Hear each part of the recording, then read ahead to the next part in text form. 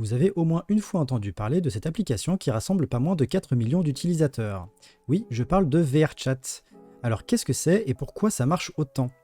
Installez-vous confortablement, on va décrypter ça juste après le générique.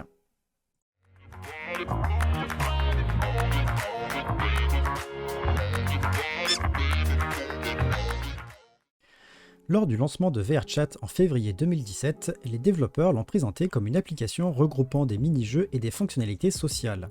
On retrouve ainsi des petits jeux multijoueurs traditionnels comme une capture de drapeau, un jeu de braquage de banque et un jeu de combat de frisbee. Toutefois, dès le départ, les développeurs ne voulaient pas se contenter de proposer une expérience vidéoludique.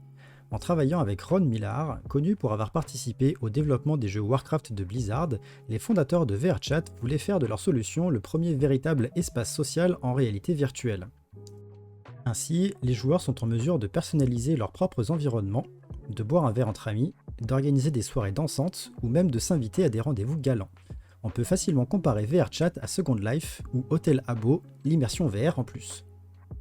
En résumé, VRChat est une application dite de social VR, comme il en existe beaucoup d'autres. Altspace VR, Facebook Spaces, VTime, Sensar ou Rec Room pour ne citer que les plus connus.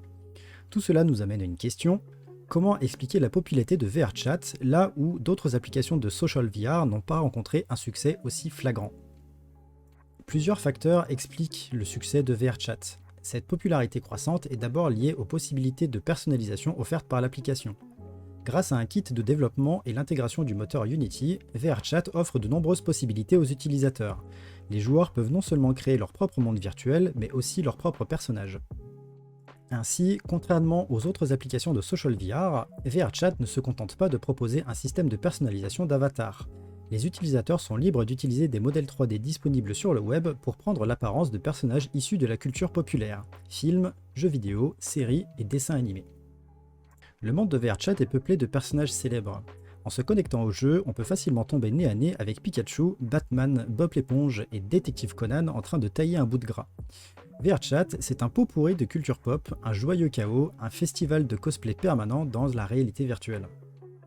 Une utopie pour geeks qui n'est pas sans rappeler l'Oasis, le monde virtuel décrit dans le roman Ready Player One d'Ernest Cline et adapté au cinéma par Steven Spielberg. Cette analogie n'a pas échappé à certains youtubeurs qui s'amusent à remixer le trailer du film avec les images issues de l'application. Outre la possibilité pour les joueurs d'incarner leurs personnages favoris, ces possibilités de personnalisation donnent lieu à l'apparition de personnages inspirés par les mèmes les plus populaires du forum américain Reddit.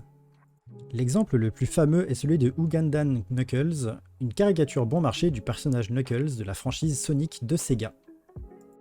Apparu pour la première fois dans une review vidéo du jeu Sonic Lost World par le youtubeur Gregzilla, cette caricature est rapidement devenue un mème sur la toile. Avec l'apparition d'un modèle 3D du personnage sur internet, Ugandan Knuckle a commencé à envahir le monde de VRChat. Ce délire autour du personnage dans VRChat explique en partie le succès de l'application.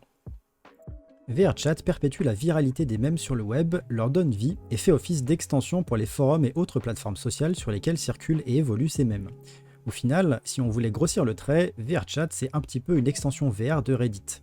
Quand on sait que Reddit attire pas loin de 234 millions de visiteurs uniques par mois, on comprend mieux comment VRChat parvient à fédérer ces 4 millions de personnes.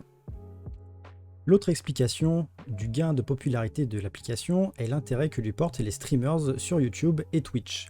Parmi eux, on compte notamment Nags21 qui propose presque tous les jours des vidéos VRChat à ses quelques 100 000 abonnés. Rencontres incongrues, personnages étranges, disputes entre joueurs, exploration de royaumes, ces vidéos à la fois drôles et intrigantes donnent envie à de nombreux internautes de découvrir cette application. Cet attrait de VRChat auprès des streamers est compréhensible. Il s'agit d'un univers virtuel étrange, insolite, propice à provoquer l'hilarité des personnages et à capter leur attention dès les premières secondes. Le dernier facteur de succès de VRChat est son accessibilité. L'application est disponible gratuitement sur Steam pour Oculus Rift et HTC Vive, et les utilisateurs curieux peuvent donc s'y essayer, même brièvement.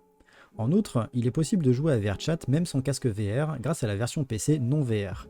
Ainsi, les utilisateurs peuvent même être tentés d'acheter un casque VR pour s'immerger un petit peu plus dans ce monde virtuel. Convivial, viral et accessible, VRChat est une application qui réunit tous les ingrédients du succès. Les possibilités ne sont pas infinies, mais la latitude donnée aux utilisateurs leur permet d'en faire une expérience unique. On peut donc facilement comprendre sa popularité phénoménale. En conclusion, VRChat c'est bien plus qu'un simple monde virtuel et on pourra même lui attacher le terme métavers. Et vous, VRChat, ça vous inspire quoi?